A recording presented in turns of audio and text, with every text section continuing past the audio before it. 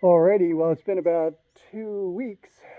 It's been exactly 2 weeks since I've recorded anything. So, time to play a little bit of catching up. So, I'm up here by the mobile home. Let me turn this around. And one of the things that I did recently was we were having a pretty heavy thunderstorm, and it was raining pretty heavily.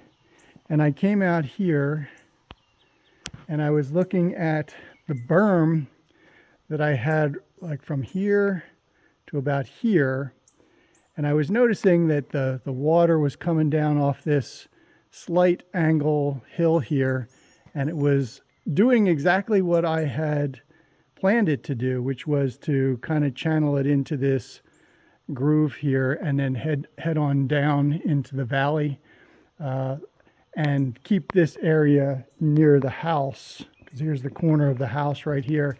Keep it from getting too much water coming in here. And I would say that that really prevented 85% of the water from coming into this area in the house or near the house. But then I'm thinking, I'm looking at the water that was coming off of the pole barn here, and it was going down. It comes off, it runs off and goes into this ditch here, and it runs that way to the west. And I'm thinking, okay, well, I don't have to deal with that. But if I move that berm, that sandy berm from here to just over here, I can probably prevent close to 100% of the water from coming in to the house area here. So that's what I did. I just basically dug it up from here and I put it back here. I've run over it a couple times with the Pathfinder to kind of compact it down. It doesn't need to be really high, just a couple of inches. So once it all gets all compacted, I think, and I've sort of confirmed this with a semi-heavy rain that we have had, that 100% of the rain will now follow this path down there to the valley, and almost nothing will come in here towards the house. Now, I don't know about like super severe weather like hurricanes and stuff. I'm not sure what that's going to do, but we've had some pretty heavy rain, and I can see the water flowing, and it does look like it's working pretty well. All right, let's go into the Quonset hut and see what's going on in there.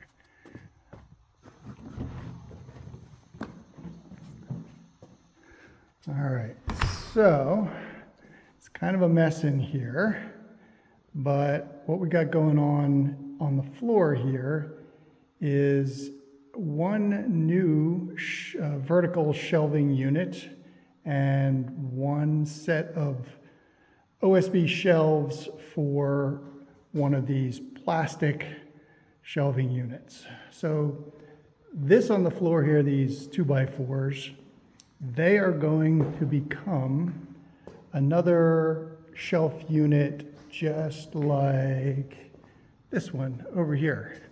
So you can see this was one of the ones that I had built out of 2x4s. It's 3 feet wide in the front and 2 feet deep. And it's a pretty good size for storing tools and things like that. A little bit better, I think, than these smaller ones that you can buy at Walmart. It's just got that little extra room, and it does make a difference. So I had already built the platform for a second one, and now these 2x4s here are going to be go on this platform here and make the second one of those 3x2 shelves. And then all of what is on this metal shelving unit is going to go onto the new one that's built on this platform. So what's here will just go on the new one that gets built here, and then when this is emptied off, this metal shelf unit will go up to the small shed, and I can use it for storing all of my hose connections and hose nozzles and things like that, because it is getting a little bit disorganized up there, and I really need something small, like a small shelf unit, to really get that back into shape. There's plenty of like long shelves still in there to fill up, but I really need something smaller to deal with all the little, little things that are laying around. And then I've got the first coat of paint on some of these OSB shelves.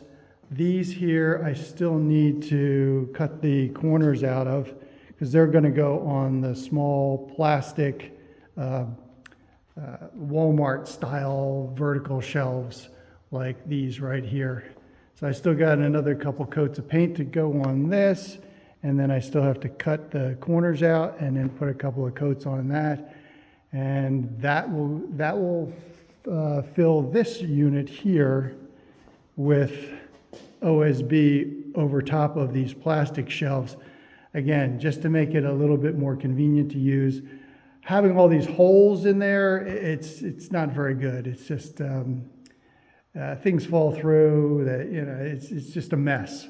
So it's just a lot better once you get a shelf unit like that in there, and you get the little sides going, like here on the back and on the sides, like right there. Just keeps things from falling off. All right, the other thing that's going on in here is I put in an electrical line going from here to this first outlet, and then it goes up and over and then down to another outlet that I mounted right on the wall. And then that one comes up and over to here, and then over to this one. And I ran out of wire, but I'll get some more, and then that one will go up and over to this double outlet, and then finally it'll come up and over and terminate at this outlet here. And this outlet, this set of fans here will get plugged into that outlet, and then this switch I just put in will get plugged into there as well, and that controls this fan up here.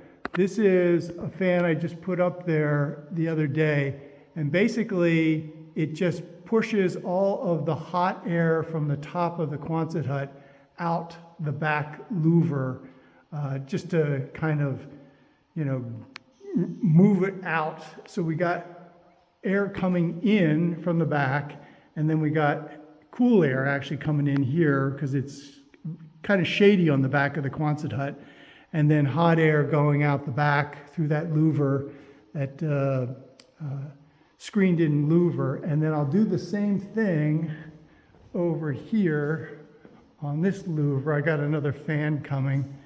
So on both ends, I'll have air being pushed out from the top, which, believe me, it's a big difference between the bottom and the top in terms of temperature. In the summer, I was up there on the scaffold, and I was just absolutely sweating. Sweat was pouring off of me because it was, so hot. So yeah, there's like a 25 degree temperature difference up here. So I'm just trying to force the hot air out through the top louvers. And I think that's about it for what's going on in the Quonset hut. Okay, I think that'll do it. All right, well, this is a bad time of the day to be shooting video out here by the vineyard and the garden, but might get a little lucky here with the shade. But I finally did get the automatic watering system set up, and this is a 2-zone system. So all of the vineyards, I got 2 hoses going to each of the grapevines there. Then you've got a soaker hose going to the sunflowers, and then another hose which splits and goes to the pumpkins and watermelons there. They are all on zone 1 here. And then this is zone 2, which is going out towards the berry bushes. So that is all automatically scheduled to water on a daily basis, once a day. The zone 1 goes for about 3 hours, and zone 2 goes for about 2 hours. And it works perfectly fine. I just don't think that the soaker hose is really doing a good enough job for the sunflowers. I mean, they're not wilted. They seem to be okay, but I really wish it would give them a little bit more water. But I don't really know what kind of solution to do. So I don't know. I got to think about that one.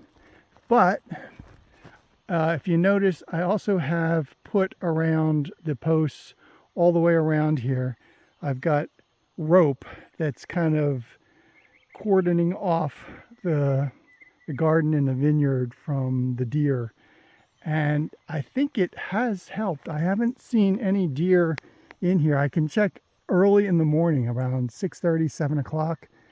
And like just this morning, I could see deer up here.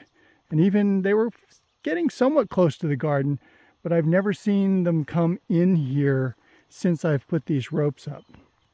I do have some more ropes I got to put along the bottom here. But for now, it does seem to be working. So let's take a quick look at the vineyard here. So this is going crazy. Got a lot of growth here. The vines, the grapevines are doing pretty well. I even have a couple of them that are up to the level where I'm gonna put them on the trellis wire and start to train them going left and right. Like this one, for example, I could probably train this one to go, let's see here. There's two, yeah, like this branch here would go this way, and then this branch would go this way, just to train along the wire there. And over here, I did put some peppers, red bell peppers, in this section here, but I don't know if I'm going to see anything. Again, it's this soaker hose. It just does not put out much water. And I think it's the pressure in my system, but it's also on when it's also putting water in these other 4 hoses for the vines, the grapevines, and the pumpkins and the watermelon. So the pressure is probably a little bit low. But again, I'm not sure what to do about that. But these are some new sunflowers here. They're starting to come up pretty good. You know, they look a little wonky when they first start out, but then somewhere around week 3, they kind of just straighten up and grow straight. Interesting. So here they are. Got some sunflowers. And then this is the early ones that I planted. This one got eaten by deer, and that was before I put the ropes up. But it's still surviving, and it's still growing. It's still doing something here. So I'm going to leave that one alone. And then a couple of these kind of got eaten here, but again, they're still surviving. And then the rest of them are doing pretty well. Not bad. And the pumpkins are absolutely going nuts. Look at the size of these leaves. I mean, that's my hand. So these things are doing great now.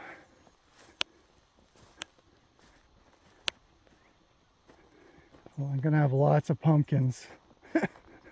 I don't know what I'm going to do with all the pumpkins. This one's even starting to grow sideways, which is what I expected. That's why I've spread them out so much, because I know they're going to grow sideways. And then the watermelon, I even have them out beyond the end of the vineyard here. And then the watermelons starting to get overgrown with grass. I really got to cut this back. But, you know, they're just starting. I don't know. They're doing okay. We'll see what happens. The best one is down here. It was like the very first one I planted. That's the biggest one. That actually looks half decent. It's kind of what I would expect, maybe even a little bit bigger, but I can't complain about that one. But these other ones, I may have to plant again. I don't know. All right, let me climb under this fence and then I'll show you the berry bushes. All right, these are the berry bushes here. The first row is the blueberries, and then these are the Saskatoons. Then I'm going to be adding some additional rows of different types of berry bushes all the way down here. Maybe get some black raspberries, some gooseberries, some black currants, and some other things, just to get a real wide variety of berries that really produce a lot of fruit. But I did move both of these, both the blueberries and the Saskatoons. They were up there, so I moved them 11 feet down, and then these were there, and they moved from here to here. So everything's been replanted, and that will be their final location. I did that because I wanted to have at least 10 rows in the vineyard before I started to get to the berry plants. So that'll give me 5 rows to expand on the vineyard before kind of hitting the berry bushes. All right. And this is, here we got zone 2 here watering with these black polyethylene hoses. It seems to work pretty well. All right, well, I think that's gonna do it. That's gonna catch us up for the past 2 weeks. So hopefully I'll do another video next week. Talk to you later.